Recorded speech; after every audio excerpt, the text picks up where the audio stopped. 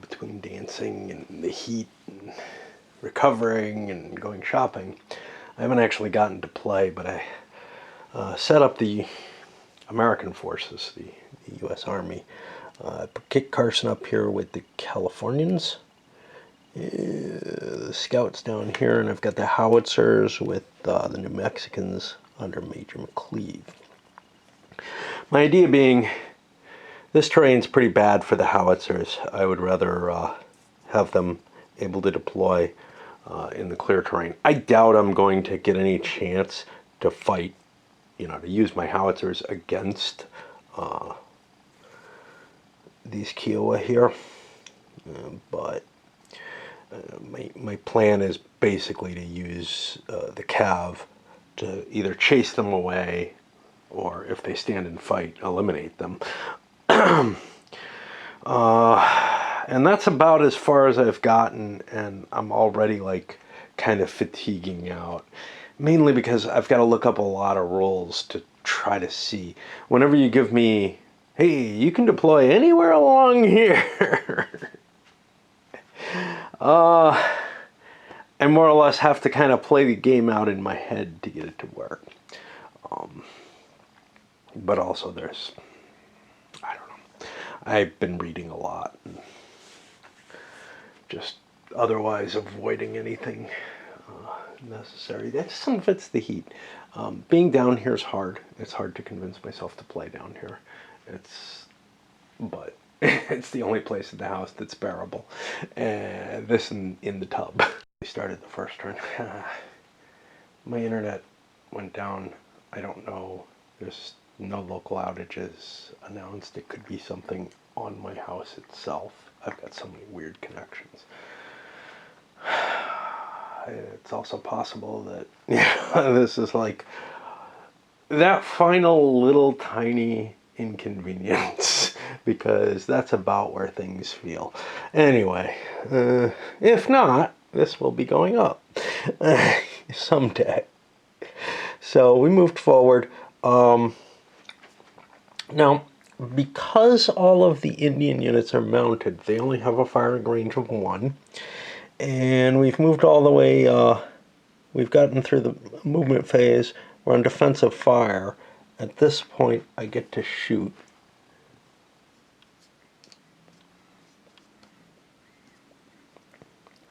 What the hell are the 2 numbers on a leader? One of them's morale and such not. The other one is something else. I can't fucking recall. The other one's command radius. So I have 2 strength points. This is none too complicated. Of Indians mounted, which gives me a B fire table. And I roll 2 dice. I gotta get different dice for this. The target's mounted, that gives me a +1. I'm facing a good number of strength points, actually. 12 gets me to +2. Ooh, that was kind of a mistake. I picked one unit. I picked the top unit, whatever. We're going to see how the system works, I guess. That gets me a 9. That's a morale check with a -1 DRM. And now we go to U.S. morale check. I got a leader with me, or within command radius, who gives me +3 to the morale check. Otherwise, I have a -1, so I'm at +2. And I get a 4. That's going to be a pinned result. And now, unfortunately, this table has things kind of tighter than I'm used to dealing with. But I was firing at, I guess, the top unit. And we get a pin. That wasn't a casualty, so I don't have to check for Carson. Now, we find the rolls. Under here. We look again. Alright, now we can do advancing fire. Now again, I'm mounted. I only have a range of 1. but I do have a bunch of units here that can fire. Now, I don't recall, I think it's a per unit firing, but I need to look that up. Forgot about unit mode effects. These actually aren't pinned, they dismount instead. And now I gotta shift things again. There's too many counters. So yeah,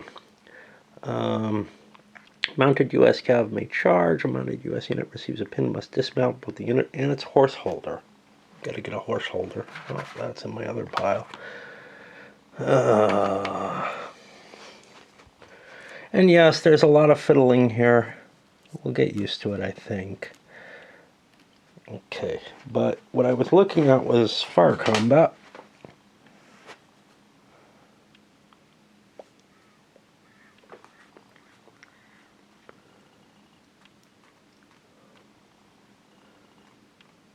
Each friendly unit fires individually. That's what I thought. Okay, so I basically have to declare them all at once, though. And I'm going to declare each fire, which is a 2, and I guess a 1.5, which is rounded up to a 2, if I recall correctly. That'll be US 2. Well, the 2 mounteds are going to be at B. So we roll the first one.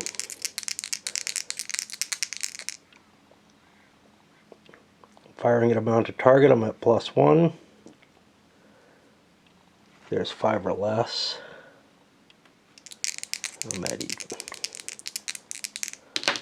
Oh! Okay, that caused a casualty. Now, I'm trying to remember. I think the way this game works, we're going to have to use casualty markers to indicate how big the unit currently is. And we mark an Indian casualty for that. We got some victory points for that. I don't remember how many. Oh, is there a victory point table?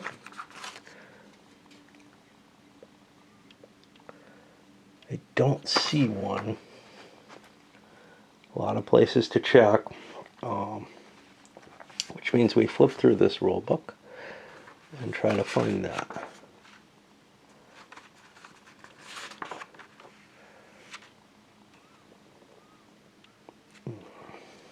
+1 or +2. It's +2 once you get to a certain level. But yeah, okay. I don't know what that level is right now. Now I have a second shot, also on that B table, also at even, I'm guessing. Why did I get a +1?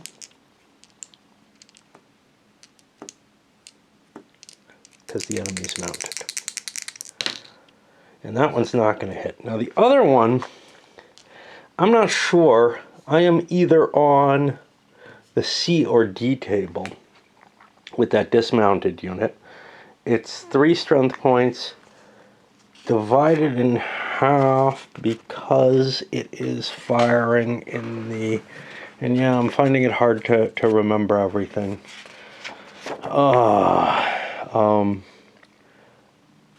Let's find the sequence of play. It's firing in the advancing fire phase. All units that fire at half strength. Oh boy. Alright, well, we got to see what half means.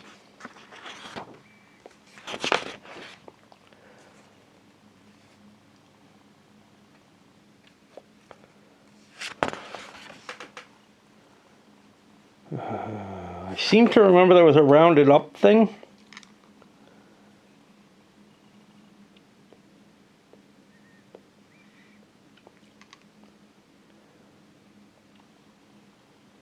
But I'm not seeing it immediately.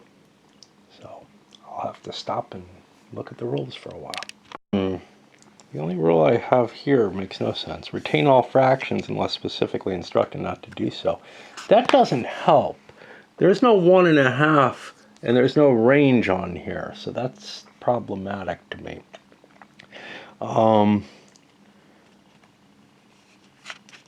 And where are we here? Fire combat modifiers talks about all modifiers cumulative. I feel like something had told me that halves rounded off, because when I read this, I said something else. But I think I'm gonna roll otherwise, because I do not see anything that applies to that. I did take the time to check my internet again, still broken. And yeah, well, I'm kind of, I dread making a call to the company, but I've been checking, but there's one more check that I have that I can make, which is to move it to a different location, but my modem, but I dread doing that because I don't want to fucking make the call, but it's also a pain in the ass to move all the shit, and I'm like, screw it. Okay, so that means I will be on the one table for dismounted as C. It's advancing fire. Yeah, we already counted that in. But we're firing it mounted, which gives us a +1. 5 or less gives us the -1. And we get no hit. 2 or less is leader casualty. So we had this before. I got to keep an eye out for natural die rolls. This is a natural die roll of 2. I know it says 2 or less. This is a natural die roll of 5. I don't think I rolled a 5, but anyway. We got a possible leader casualty in that case, which I have to go look up that. Unless it gives me some help right away. Roll on leader loss check. Okay. That'll work. I did not hurt anyone. Okay. That is going to put us... Nothing else is close enough to fire. These guys are close enough if they were dismounted, but mounted units only have... They can't fire at long range.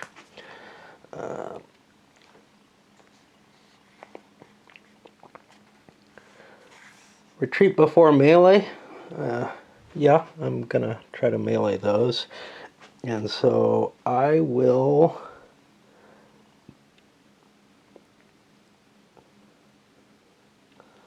consider this. That I marked off my fire. That's 1 out of 10 shots that I have for each of those units that shot. Again, if I was playing with the 5s don't do anything. They don't cause low ammo in this case. But yeah, there's I only get so many fires. Question is, am I conducting a cavalry charge? I had to declare this earlier. Now this guy's dismounted. He would no longer be. But these two, if they were doing it, would still be able to. The problem with a cav charge is I end up disorganized and maybe face greater harm. The advantage is I get an automatic pursuit, I believe.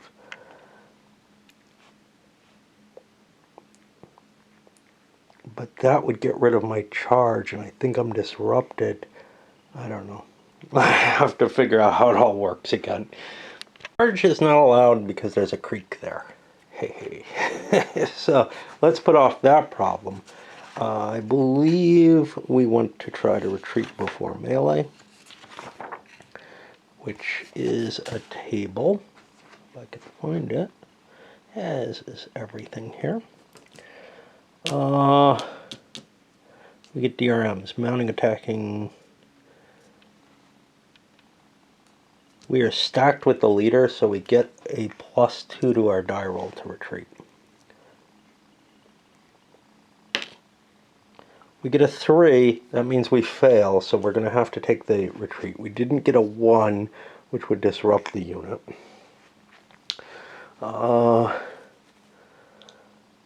Well, I might as well melee with everything, I think. Which means, what do? We find the melee rolls again. And we add their melee strength together as a total factor. I can't do it with those guys. 4, 8, 9, 10, 11 to 1. Well, that's a lot.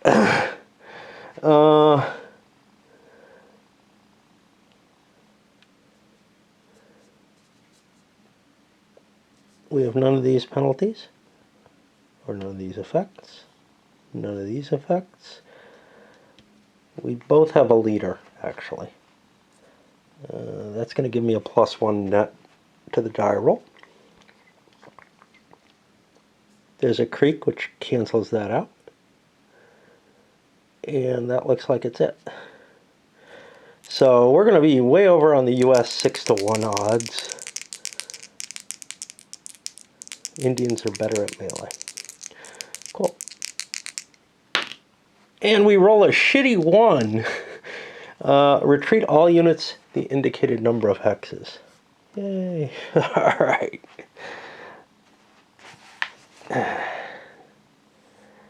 And that will put us over on the Indian side. And I am going to break because learning a system, a tactical system, takes a lot out of me. And I'm glad this one starts out kind of small. Indian turn was quite simple, actually. I just ran away. And that'll put us to 8 a.m. for the US side. Yes, such a simple turn, I should go on, but my chapters are short and I kind of like taking a break in between things, and I'm just sitting down here playing and staying out of the heat. The news is my internet's back up. The bad news is it quite probably, it's not terrible news. I did a jury rig, and I think what happened was some electrical tape that I had holding it in place kind of melted under this heat, which may mean that I'm going to have some struggles as long as the heat's this high in terms of keeping things together. I just tightened it, but it may need that tape. I think I put that tape there because I had problems earlier where the thing that I spliced together didn't work quite right. Anyway, we've moved the Indians away. We're ready to start with the second U.S. turn.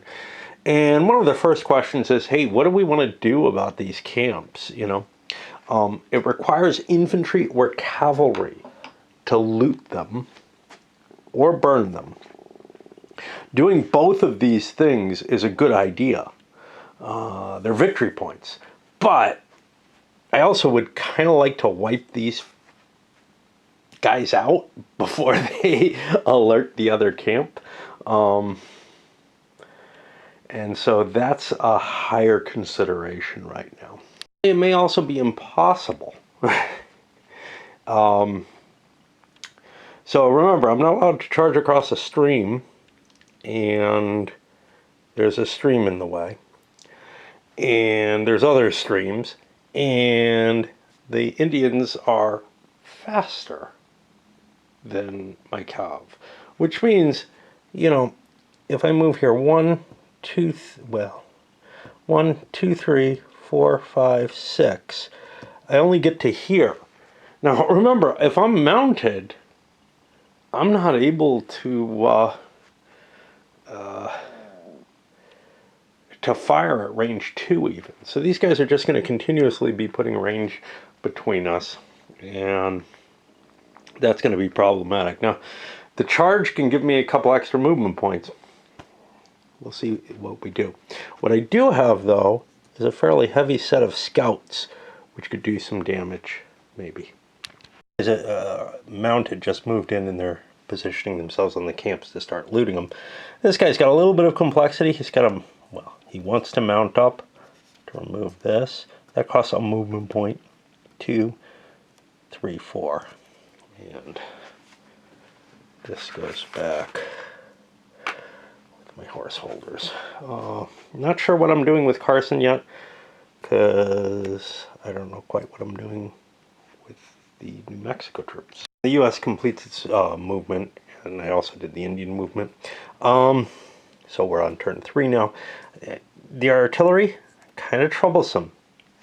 Getting them over the stream requires a check on the mired howitzer table. So, you know, I got to make sure to cross as few streams as possible, basically.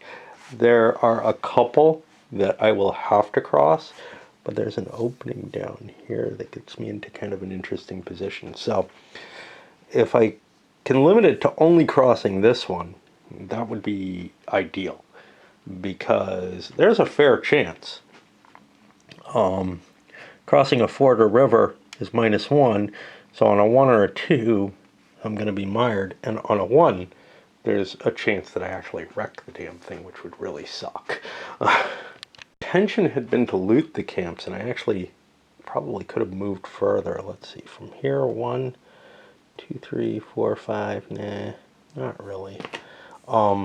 Not much, at least. It costs 3 movement points to just burn the camps. But if I loot them first, which takes a full turn, I get an extra victory point per camp. But then I'm giving more time for that alert. And that may not be a wise choice. On the other hand, burning the camps might be perfect. Well, certainly I'm going to at least get the points for burning the camps. The reason being, I just do not want, you know, I don't want to give the Indians too much time to set themselves up, get into the ruins, get into some kind of good defensive position.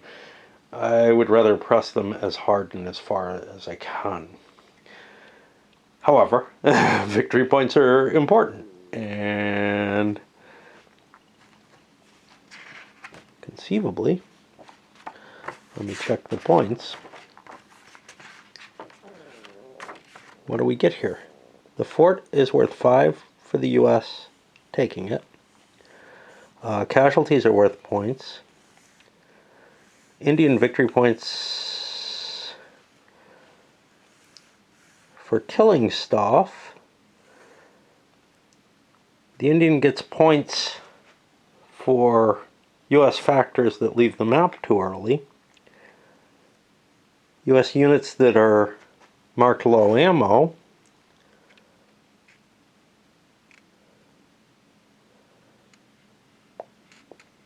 Okay. So I'm looking at the points, and if I collect up my points for the camps, I can kind of fall on the defensive after that, it looks like.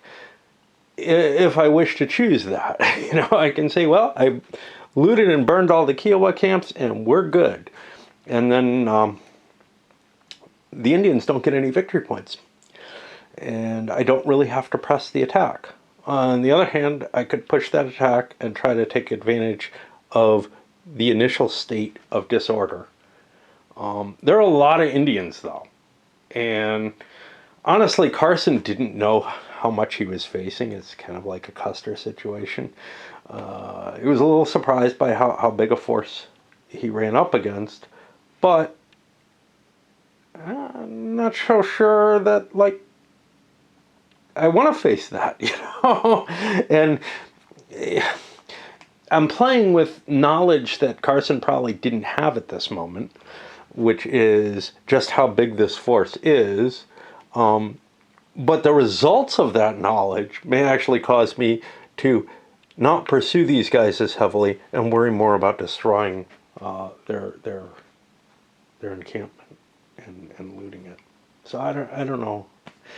Something feels a little off about that kind of decision-making process, but what can you do in a game with known information, you know? Based on that reasoning, I looted 3 of the camps, burned one that, you know, I'm going to have trouble. I would have had to expend another turn to loot. And my howitzers made it across the creek safely, which is important. That's the only one I absolutely have to go through. I'm also launching attacks with my scouts. They managed to catch up.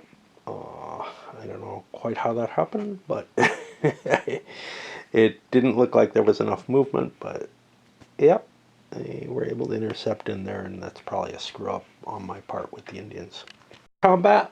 These guys both shot. They were on the B column again. They're on the U.S. table, I believe.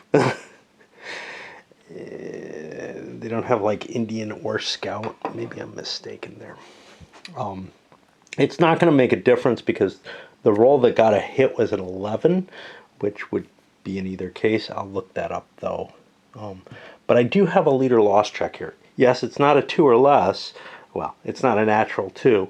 But what it is something that caused a casualty. And whenever you cause a casualty, there's a leader loss check to be made.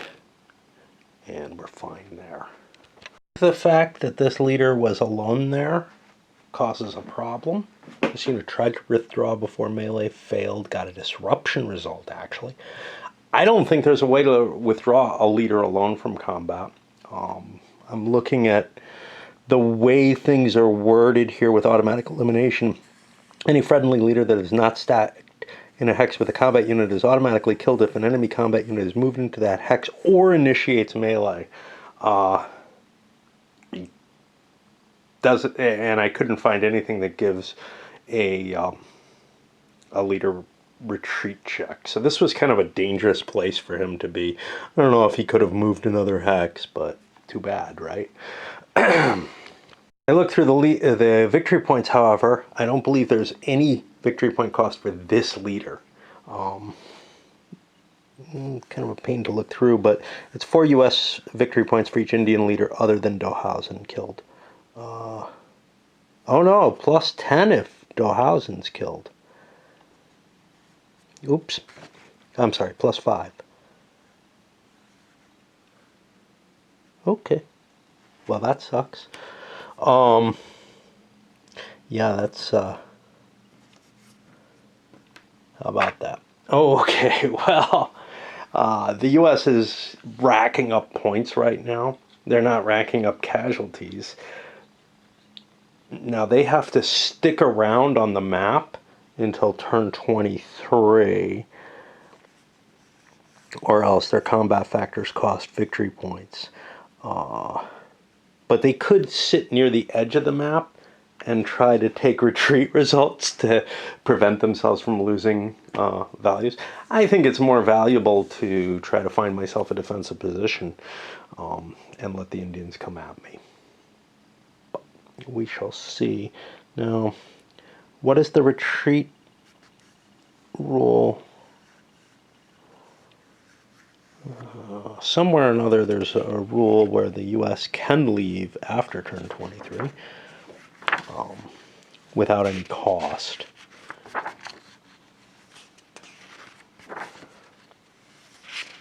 So far, this is feeling like kind of a difficult situation for the Indians. You know, I mean,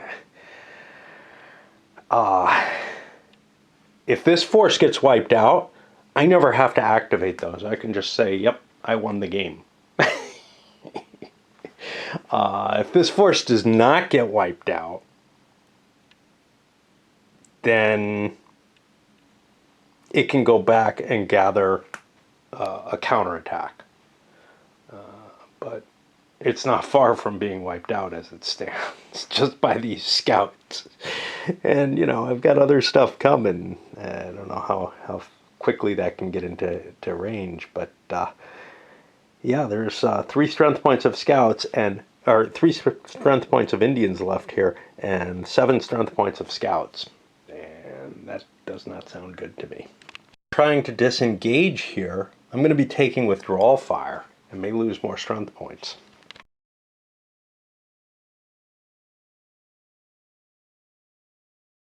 Something a little messed up here.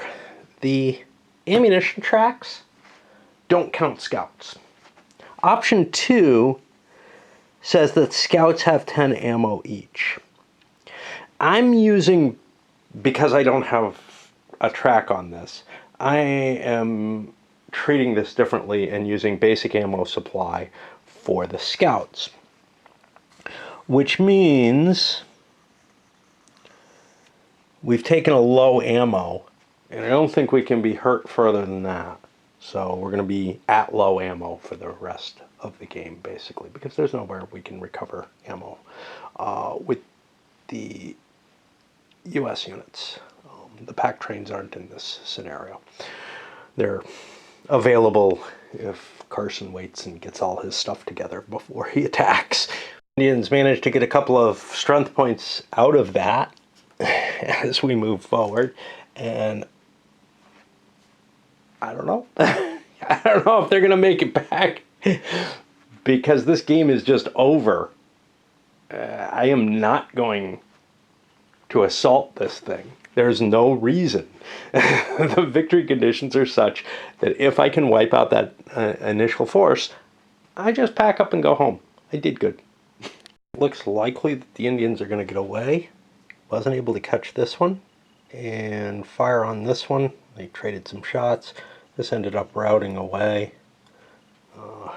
Actually, it ended up getting a morale check, which pinned it with a retreat 1, so it retreated. Well, I only retreated at 2. I think I should have retreated at 3 hexes. I'm not positive of that. No, it was a morale check -1. No, did not get the retreat there. Just got the pin.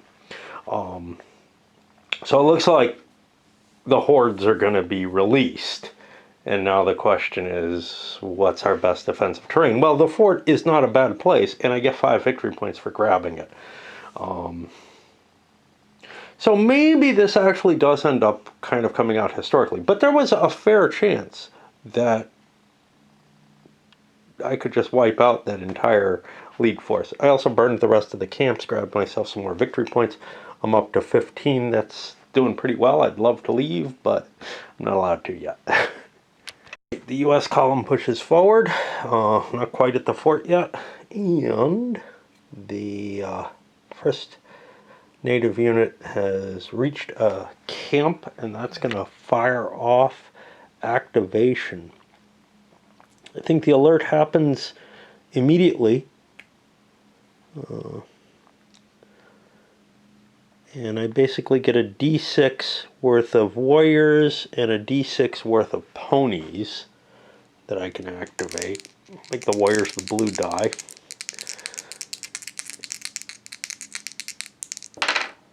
So I'm going to get 3 warriors, 2 ponies. Able to get terribly close. Got a couple of ponies moving down to make things easier for mounting up, but I sent a unit here reinforcing these Kiowa here, and a couple more up here to start gathering. Well, they gathered the herd in terms of, like, they were able to get a pony holder and mount up. Next turn, I believe it's 2 dice for each. So, you know, very quickly I'll start to get forces together. I think those dice only work on that initial alert. So if ponies end up scattered after that, I gotta try to get them back by other means that are also covered in the rolls. I think I talked about that. We're seeing the effect of infantry on movement. Remember, the system for movement in this game is a little different, and I really like it. But it's hard to remember. So if I'm moving in clear hexes with infantry, I pay 2 movement points per hex. And that means I basically have 3 hexes of movement as opposed to, you know, 7 hexes of movement when mounted, or 6 for the US Cav. I think that's a really, really nice design choice. 20 in the morning, Major has managed to grab the fort ruins, but he's not dismounted, so he doesn't get any real advantage from it. I surrounded myself with some of the scouts to protect my artillery pieces from just being violated, basically. I'm going to try to set up a defensive position around these ruins and hold out as long as I can. I got to make it to about here before I can leave the map, so, you know, I don't want to be out in the middle of nowhere. This is the best piece of terrain, and it follows kind of the historical games. So what the hell? Carson moving forward with his reinforcements for those forces. I do have 1 unit dismounted, the low ammo scouts, but they're in the woods. They get the advantage that way. Now for the engines, I have rolled up 8 Braves units, whatever, to be able to activate in addition to what's already active, and 6 pony herds. I don't know quite what my plan is here. I'd like to strike hard, fast, early, especially before those guns get up. Get that impact, and I'm not sure I like this. I'm charging forward on foot, and obviously that's not very quick, but and pulling down the ponies to try to cover the guys down here who are going to get activated, whatever. Kind of not getting the doubling effect, so I could conceivably have marched up, grabbed ponies, and had more speed. But remember, these guys fire better on foot. Even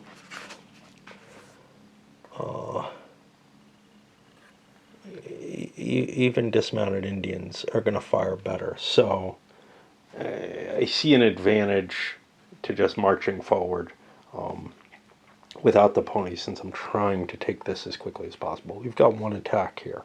Shots were exchanged to no effect, really. The melee failed to get a pursuit. This thing managed to retreat. It's done its job. It's getting me some chance to like unlimber and maybe shoot up some of the enemy. And we'll flip over there. Take a little break, but yeah. I'd kind of like to get all of the Indians moving before the end of the night for me. I also don't really like to play for too long ever anymore. And lots of nice breaks in this game. So the Indians made it on the board.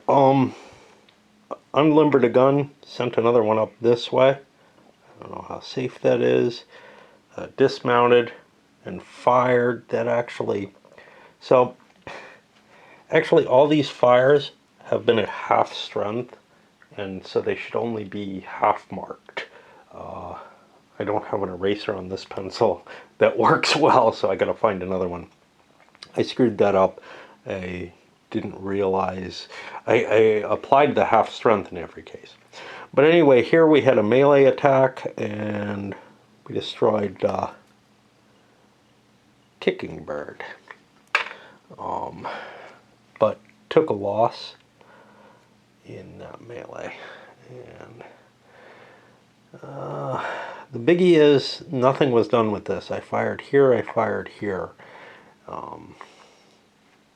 The artillery fire, wherever that is, and I hope I got the right one. Yeah, I marked it off the wrong one. Let's swap guns.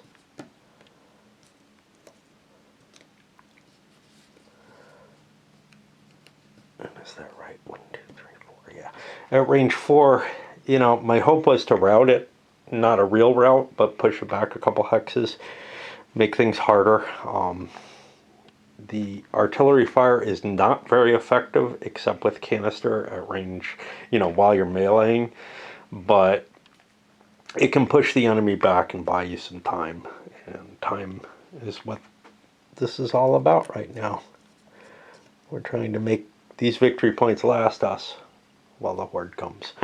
Let's get the rolls for the Indians, because this is big. First, oh, and then the ponies. Yeah, we're gonna get most everything moving now. And we got the rush of the assault. Obviously, the U.S. is going to get its defensive fire in. We took no offensive fire. We're going to use the advancing fire with the Indians. Defensive fire was incredibly ineffectual. The artillery fired here, trying to retreat this. Almost assured 1 in 6 chance of failure because of the small size of the unit. It was not forced to retreat away. We got this one unit to retreat and was disrupted from fire from here. Elsewhere along our line, we shot all the way up the line and we got nothing.